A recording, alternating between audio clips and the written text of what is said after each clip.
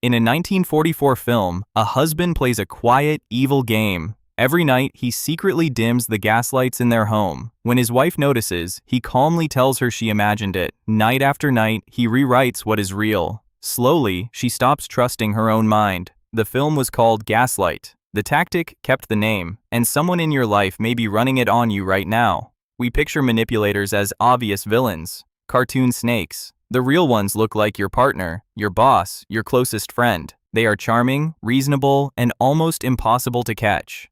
You leave a conversation with a knot in your stomach. Somehow, you are apologizing for a thing they did. Maybe it is the friend who only calls when they need something, the boss who frames every demand as a personal favor to you, the partner who turns your every complaint into your flaw.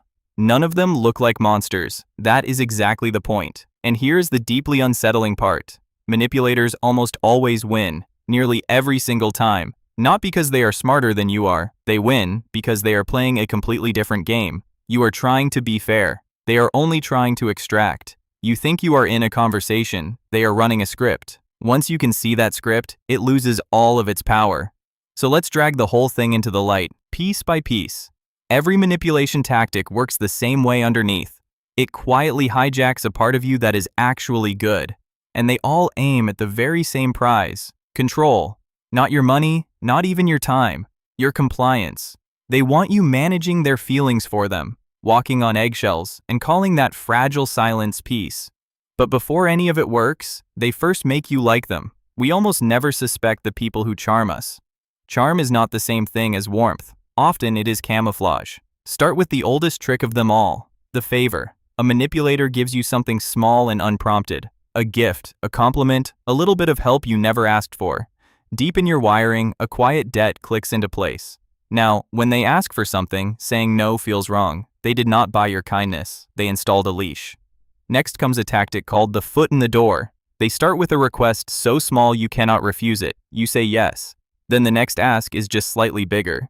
Each yes makes the following one feel consistent. Step by step, you agree to things you would have flatly rejected. Then comes the one that feels just like a fairy tale. At the very start, a manipulator floods you with affection, endless attention, praise, and intensity. It is intoxicating. This is called love bombing, and it is not love at all. It is building a dependency they can later switch off, because once their warmth becomes everything, they can take it away. And that is the single cruelest tactic of them all. They turn unpredictable. Warm one day, ice cold the next. You never know which version of them is going to show up. So you keep working, keep trying to earn back the good days. This is the exact mechanism that makes slot machines addictive. Random, unpredictable rewards create the strongest pull in psychology.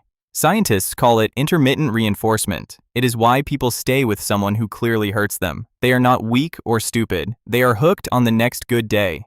Walking away does not feel like freedom. It feels like withdrawal. And to keep you reaching, they keep selling you a future, a glowing promise of the wonderful person they will soon become. Tomorrow they will change. Tomorrow it will all be different. That tomorrow is the bait, and it never actually arrives. Manipulators also rarely fight you alone. They summon invisible allies to back themselves up. Everyone agrees with me. People are starting to notice you.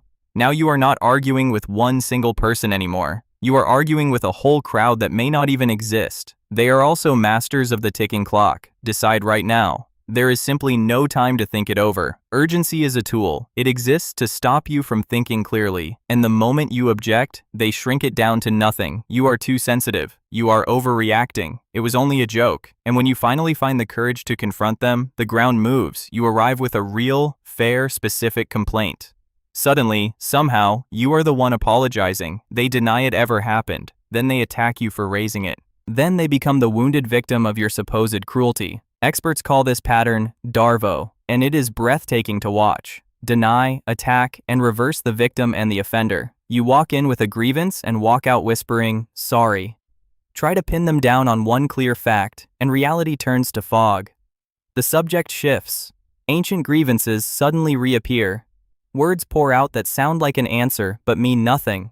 You blink, exhausted, and forget what you even asked. This is not confusion. It is a controlled demolition of your point. Other manipulators never push at all. They simply borrow power, a title, a credential, a confident tone that dares you to doubt it. We are wired to obey authority without ever checking it. so they wrap themselves in it and your questions quietly vanish. Now notice what every one of these tactics secretly shares. Reciprocity uses your honesty. The foot in the door uses your integrity.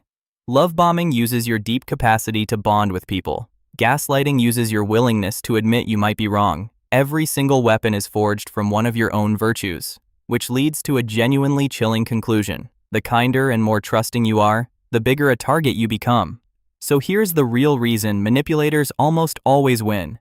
It is not that they are more clever or more skilled than you. It is that they have quietly opted out of the rules you still follow. You are playing a careful game of fairness. They are not playing it at all. You assume good faith. They treat your good faith as a budget to spend. Picture your conscience as a set of brakes. It stops you from lying, from cruelty, from going too far. The manipulator has simply cut their brake lines. You cannot win a fairness contest against someone who never entered it. And the more empathy you carry, the more fuel you hand them. They will perform pain, knowing your heart will rush in to fix it. Your compassion becomes the exact lever they reach for. But the deepest part is stranger and darker than that. The most effective manipulators are not cackling villains. Many of them genuinely feel like the victim of the story. That total sincerity is exactly what makes them so convincing. You cannot reason a person out of a belief they never reasoned into, so the game is quietly rigged from the very first move. As long as you keep playing it, you are always going to lose. But that one sentence also hides the way out.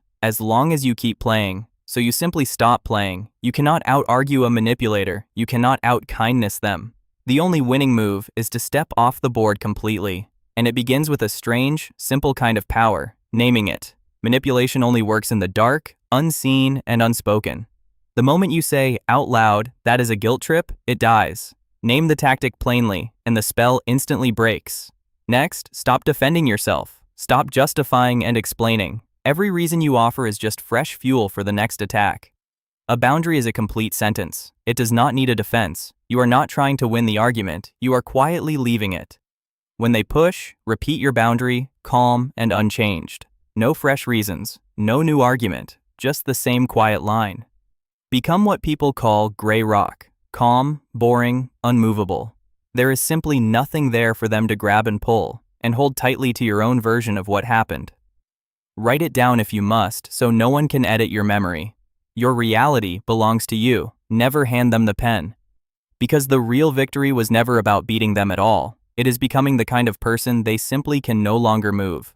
Someone who sees the favor, the flattery, the sudden chill, and just smiles.